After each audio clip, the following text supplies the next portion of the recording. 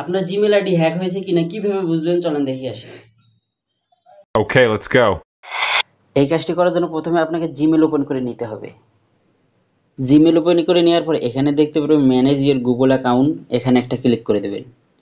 এখানে ক্লিক করে দেওয়ার পরে এখানে দেখতে পারবেন সিকিউরিটি, এখানে একটা ক্লিক করে দেবেন। এই সিকিউরিটি ক্লিক করে দেওয়ার পরে স্ক্রল ডাউন করে নিচে চলে আসবেন।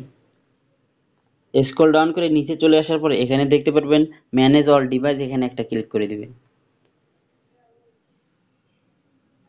ম্যানেজ অল ডিভাইসে ক্লিক করে দেওয়ার পরে এখানে দেখতে পারবেন আপনার ফোনের মডেল। এখানে যদি অন্য কোনো ফোনের মডেল শো করে তাহলে বুঝবেন আপনার জিমেলটি হ্যাক হয়েছে।